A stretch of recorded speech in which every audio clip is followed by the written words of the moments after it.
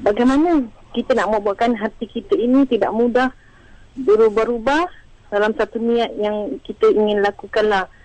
Semoga kita tak berbulak balik hati kita. Itu saja, Ustaz. Terima kasih.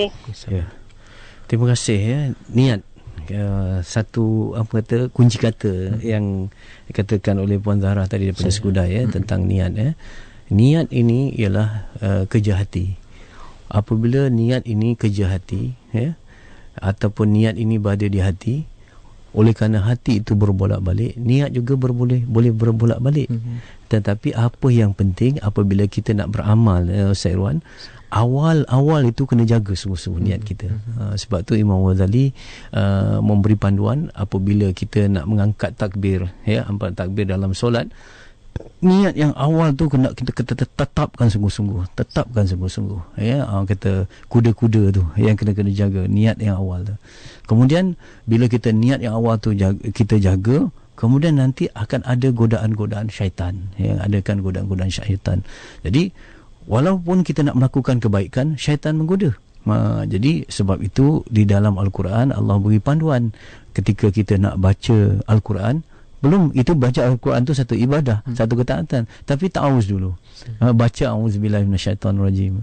Jadi kalaulah itu dalam amalan-amalan khusus, begitu juga dengan amalan-amalan yang bersifat hablum minan nas. Ya Ustaz Irwan ya. Ketika kita nak berderma, betul awal-awalnya kita nak berderma kerana Allah enggak. Tapi bila kita dah keluar duit, kemudian ada mata yang memandang, waktu tu datang riak, datang nak menunjuk dan sebagainya. Jadi waktu itu kita ta'awuz ya.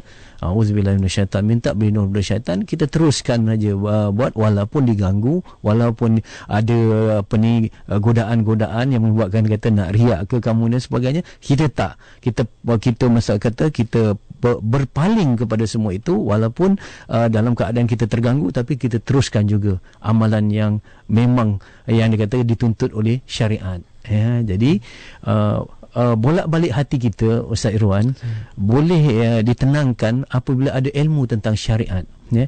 Ilmu tentang syariat, contoh syariat menetapkan solat itu wajib. Solat syariat menentukan bahawa bersedekah itu sunat.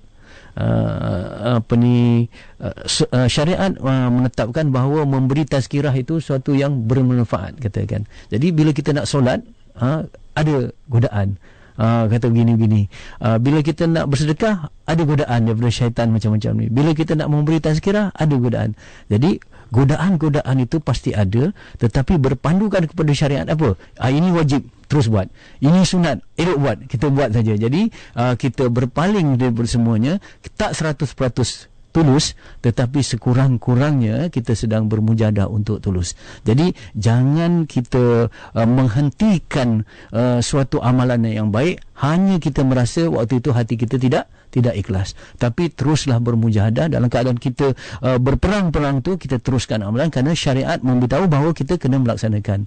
Sebab itu soal hati ni, Ustaz Irwan, bukan boleh kita main-main ikut rasa saja.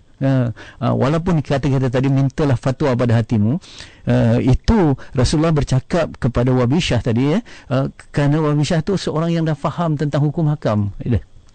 Jadi ini penting kita belajar ilmu ya, tentang halal, tentang haram dan sebagainya ya. Syariat itu tidak bertentangan dengan yang dikatakan soal-soal hati ya. Jadi perlu disejajarkan.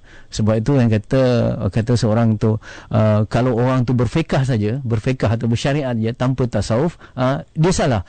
Kalau dia bertasawuf saja tetapi tanpa fiqh, dia juga salah. Jadi kita kena sejajarkan kedua-duanya, insya-Allah.